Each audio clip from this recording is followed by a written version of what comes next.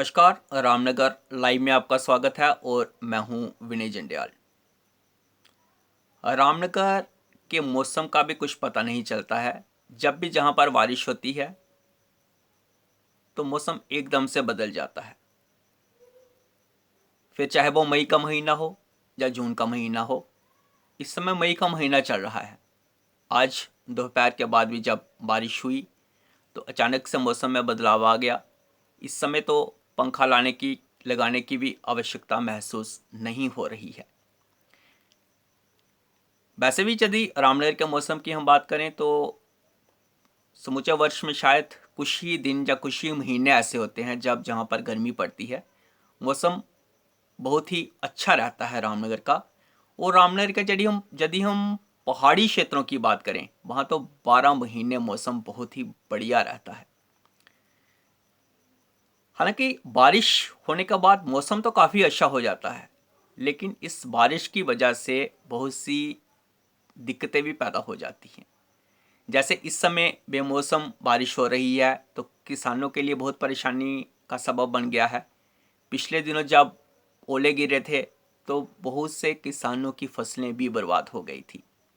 और केवल बात किसानों तक नहीं है, जब भी बारिश होती है तो रामनगर के जो लाइफलाइन जिसे कहा जाता है, रामनगर उधमपुर मार्ग, उसमें एकदम से पानी भर जाता है।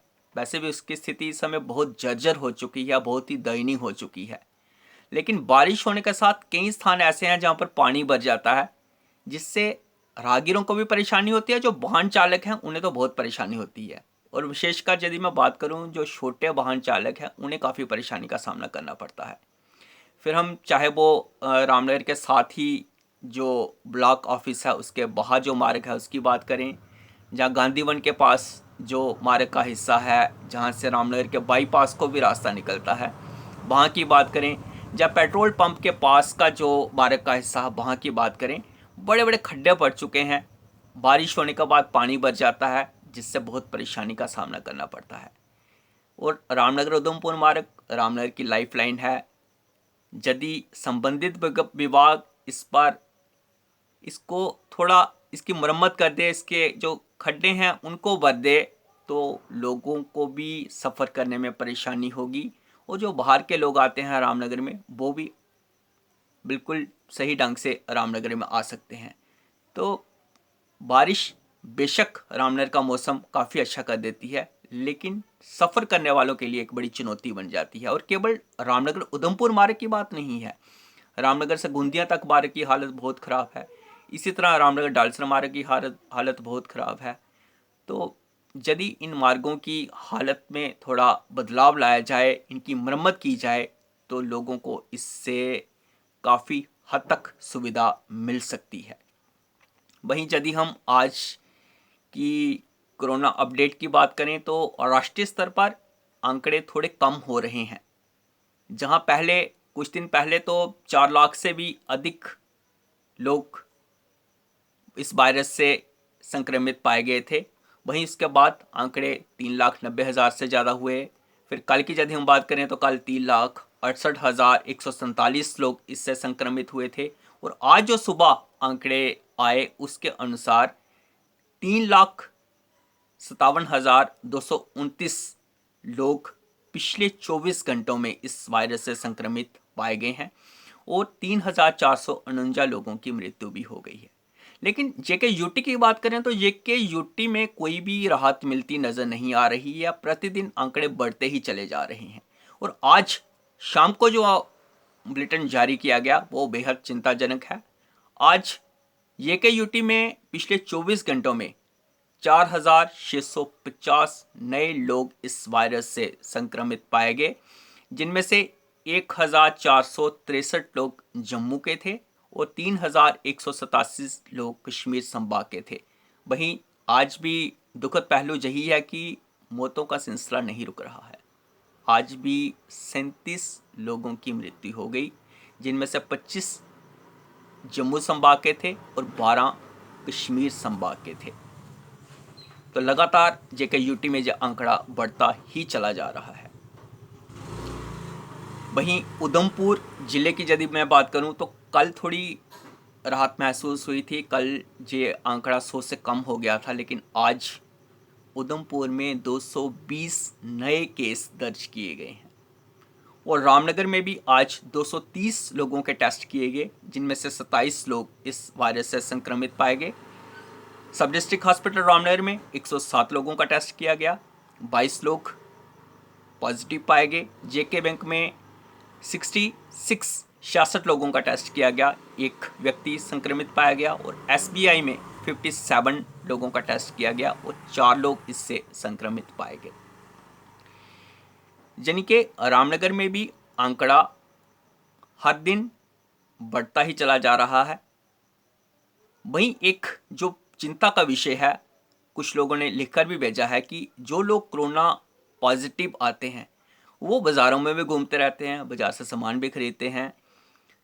उन लोगों को चाहिए, जो लोग कोरोना पॉजिटिव आ रहे हैं, वो खुद की सुरक्षा के लिए और समाज की सुरक्षा के लिए, लोगों की सुरक्षा के लिए जितने दिन उनको आइसोलेट रहने के लिए कहा गया है, चाहे वो होम आइसोलेशन की हम बात करें, वो अपने घरों में रहें।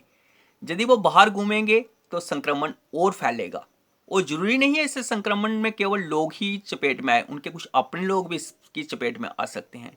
इसलिए जो लोग भी कोरोना वायरस से संक्रमित हो रहे हैं, उनसे मैं एक बात जरूर कहना चाहूँगा कि उनको जितने दिन होम आइसोलेशन में रहने के लिए कहा गया है वो उसमें रहें और अपना ख्याल रखें और जल्द से जल्द, ताकि वो ठीक हो सकें।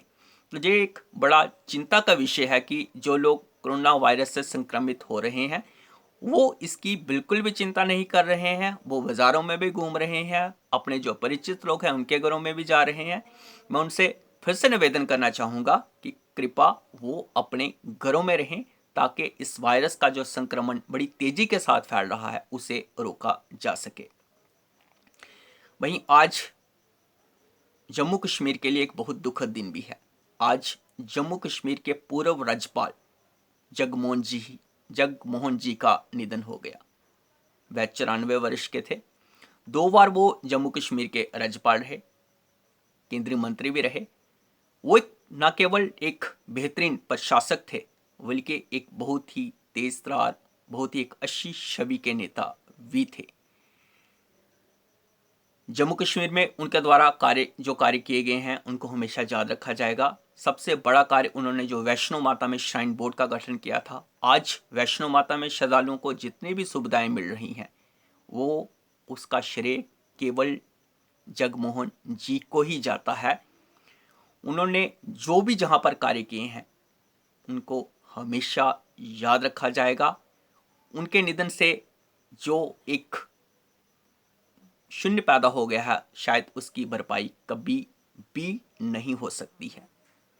वहीं आज यदि मैं कोरोना अपडेट्स के बारे में कुछ और आपको बताऊं तो सरकार ने जो 4 जिले थे, जम्मू, श्रीनगर, बड़गाम और बारामूला, वहां पर यो कर्फ्यू 6 तारीख को सुबह समाप्त होने वाला था, उसको बढ़ाकर अब 10 मई तक कर दिया है। और इसके साथ ही सांबा जिले में भी कोरोना कर्फ्यू लगा दिया गया है। ये जो लगातार कोरोना वायरस के जो संक्रमण फैल रहा है, केसों की संख्या में बढ़ोतरी हो रही है, उसे देखते हुए ये कर्फ्यू बढ़ा दिया गया है।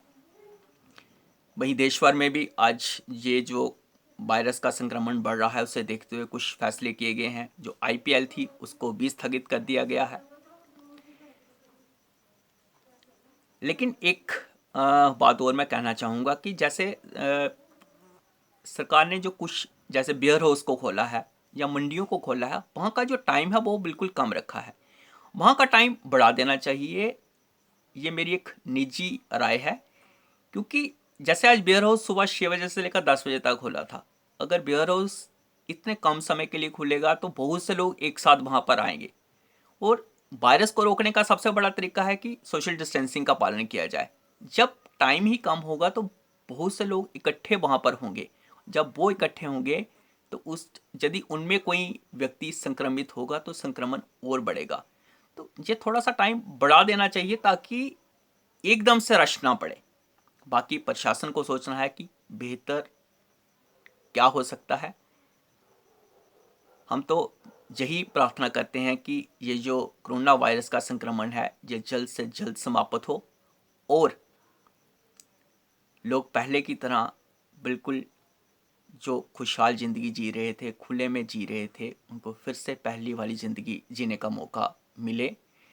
तो जिन लोगों ने वैक्सीनेशन नहीं करवाई है, मैं एक बार फिर से उनसे अपील करना चाहूँगा कि वो जल्द से जल्द वैक्सीनेशन करवाएं, क्योंकि उसके बाद जो 18 प्लस के लोग हैं उनके लिए वैक्सीनेशन शुरू हो जाएगी, रश बढ़ जाएगा। इसलिए जो 45 वर्ष की आयु से ज़्यादा लोग हैं, मैं उनसे निवेदन करना चाहूँगा कि वो जो रह गए हैं वो जल्द से जल्द वैक्सीनेशन करवाएं, क्योंकि वैक्सीनेशन ही एकमात्र ऐसा उपाय है जिसके द्वारा इस वायरस के संक्रमण को रोका जा सकता है। तो आज के लिए केवल इतना ही। बस यही कहूँगा कि आप लोग सब लोग सुरक्षित रहें, खुशहाल रहें और इस वायरस से बचे भी रहें। जो भी निर्देश इस वायरस से बचने के लिए दिए गए हैं उनका पालन जरूर करें। तो मुझे दीजिए इजाज़त। नमस्कार। जय माता दी। शुभ रात्रि।